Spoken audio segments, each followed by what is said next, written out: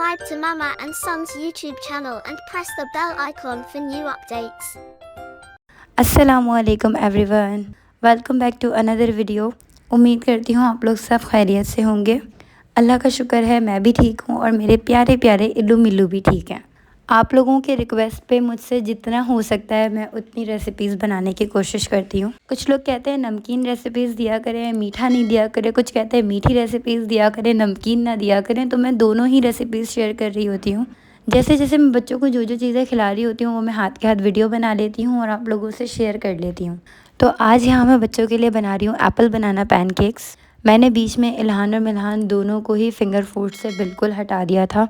मैं दोनों ही बच्चों को फ़िंगर फूड्स नहीं दे पा रही थी मसरूफ़ियत की वजह से, और बीच में रमज़ान भी आ गए थे तो रूटीन बहुत ज़्यादा हेक्टिक हो गई थी। तो खैर अल्लाह का शुक्र है अब मैंने दोनों बच्चों को फ़िंगर फूड्स देना शुरू कर दिए हैं। तो रेसिपी को शुरू करने से पहले अगर आपने अब तक मेरा चैनल सब्सक्राइब नहीं किया है तो लाजमी कर लीजिएगा। तो एप्पल बनाना पैनकेक्स बनाने के लिए मैंने सबसे पहले एक केला और एक सेब ले लिया है।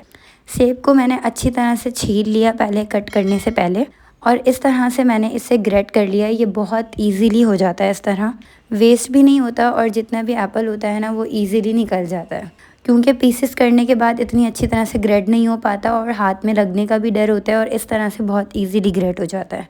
मिल्हान को मैं इतने ज़्यादा ये बना के नहीं देती थी एप्पल पैनकेक्स, बहुत कभी कभी बना के दिया करती थी, बहुत कम, क्योंकि मिल्हान को पसंद ही नहीं आते थे ये। मिल्हान बहुत ज़्यादा हमारे नखरे वाले बच्चे हैं। अब जाके मैंने जब इल्हान के लिए बनाना शुरू किया है तो मिल्हान को भी कुछ कुछ इंटरेस्ट होना शुरू हुआ है इसमें।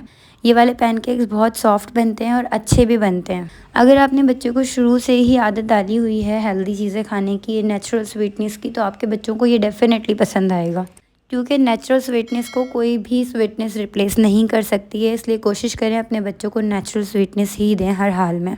तो बातों बातों में यहाँ पर एप्पल ग्रेट हो चुका है अच्छी तरह से। तो यहाँ पे जो एप्पल ग्रेट हुआ था सबसे पहले मैंने इसको बॉल में ऐड कर दिया है। उसके बाद फ़ौरन ही मैंने इसके अंदर एक अंडा तोड़ के डाल दिया है, क्योंकि एप्पल ब्लैक हो जाता है, तो इसलिए मैंने फटाफट इसके अंदर अंडा ऐड कर दिया ताकि ये एप्पल के अंदर मिक्स हो जाए और फिर एप्पल ब्लैक ना हो। अच्छा, यहाँ पर मैंने टोटल 2 अंडे डाले थे, पहले एक डाला, उसके बाद एंड में एक और अंडा डाला था मैंने, जिसे मैं रिकॉर्ड करना भूल गई थी। मेरे लिए रेसिपीज़ रिकॉर्ड करना इतना मुश्किल होता है, बीच बीच में बच्चे जो तंग कर रहे होते हैं ना, तो बच्चों को देखने पे कोई ना कोई हमेशा हर वीडियो में क्लिप मिस हो जाता है। तो खैर यहाँ पर एक सेब के साथ मैंने एक बनाना भी ले लिया है। बनाना को अच्छी तरह से मैश कर लिया और बनाना भी इसके अंदर फिर ऐड कर दिया है मैंने।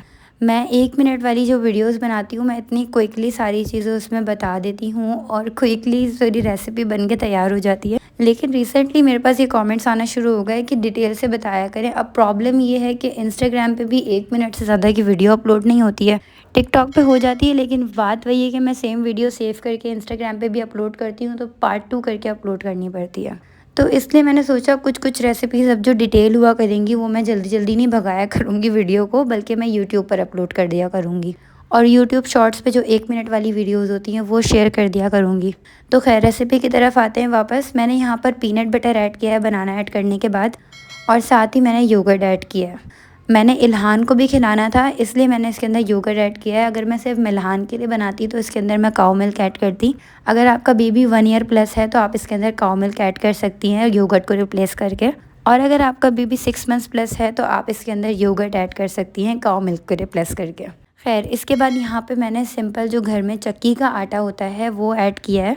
आप इसके अंदर ओट्स का पाउडर भी ऐड कर सकती हैं। मैं अक्सर इसके अंदर बार्ले पोरेज का पाउडर भी ऐड करती हूँ, लेकिन मुझे अब बार्ले पोरेज का पाउडर समझ नहीं आता। जब से मैंने चक्की का आटा इस्तेमाल करना शुरू किया है इन लोगों के लिए पैनकेक्स या पराठा रोटी बनाने के लिए, तो मुझे सबसे बेस्ट चक्की का आटा ही लगता है। मुझे इसकी कंसिस्टेंसी थोड़ी सी थिक लग रही थी तो मैंने हल्का सा इसके अंदर बॉइल्ड वाटर ऐड किया है। जो बच्चों के लिए मैं पानी उबाल के रखती हूँ फिडर बनाने के लिए, मैंने सेम वही वाला नीम गर्म पानी ऐड किया है इसमें। पानी आपने ठंडा ऐड नहीं करना है, नीम गर्म ही करना है, क्योंकि इसके सॉफ्टनेस का राज ही यही होता है कि आप इसके अंदर थोड़ा सा हॉट वाटर ऐड करें या फिर नीम गर्म वाटर ऐड करें। इसे अच्छी तरह से मिक्स करने के बाद मैंने इसके अंदर एक अंडा ऐड कर दिया था और फिर अच्छे से मिक्स कर लिया था, और आप देख सकते हैं कि बैटर यहाँ रेडी हो चुका है। इसकी जो कंसिस्टेंसी है वो इसी तरह से रहेगी, इससे ज़्यादा पतली होगी तो पैनकेक्स टूट जाएंगे। और एक टिप है जो मैं बता देती हूँ जो मुझे लगता है मेरे लिए वर्क करती है, वो ये कि बैटर बनाने के बाद मैं तकरीबन 2 से 3 मिनट के लिए बैटर को रेस्ट दे देती हूँ। उससे होता है ये कि पैनकेक्स टूटते नहीं हैं और बहुत अच्छे बनते हैं। उसके बाद यहाँ पे मैंने देसी घी स्प्रेड किया है तवे पर। बहुत से लोग इस तवे के बारे में भी पूछते हैं ये कौन सा तवा है और आपने इसको कैसे साफ़ किया है। ये तवा तकरीबन मैं 3 साल से इस्तेमाल कर रही हूँ, जब से मेरी शादी हुई है। और ये तवा फ़ौरन ही बिल्कुल ब्राउन हो जाता है एक बार भी कोई चीज़ इस पर बनाओ तो। इसको मैं हाथ के हाथ ही साफ़ कर देती हूँ, इसलिए ये इस तरह से साफ़ ही रहता है। चलें जी, अब मैं आपको क्वांटिटी भी बता देती हूँ कि कौन सी चीज़ मैंने कितनी क्वांटिटी में इस्तेमाल की है। टोटल यहाँ पे मैंने एक बनाना लिया है मीडियम साइज़ का, और एक मीडियम साइज़ का एप्पल लिया है, ना बहुत छोटा था और ना ही बहुत बड़ा था। उसके बाद मैंने इसके अंदर टोटल 2 अंडे ऐड किए हैं। हाफ़ टेबल स्पून मैंने इसके अंदर पीनट बटर ऐड किया है। 3 टेबल स्पून मैंने इसके अंदर योगर्ट ऐड किया है।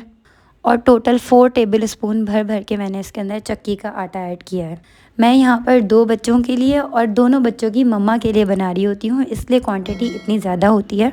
अगर आपको एक बेबी के लिए बनाना है तो आप इसका हाफ़ कर सकती हैं, और ये बच्चे की खुराक पर भी डिपेंड करता है। और अगर मैं इल्हान मिल्हान की बात करूँ तो मेरे इलू मिलू पानी के इतने ज़्यादा शदाई हैं कि वो खाते भी रहते हैं और पानी भी पीते रहते हैं, जिसकी वजह से जितना उनको खाना चाहिए उतना नहीं खाते, बल्कि पानी ज़्यादा पी लेते हैं, उसकी वजह से उनका पेट भर जाता है।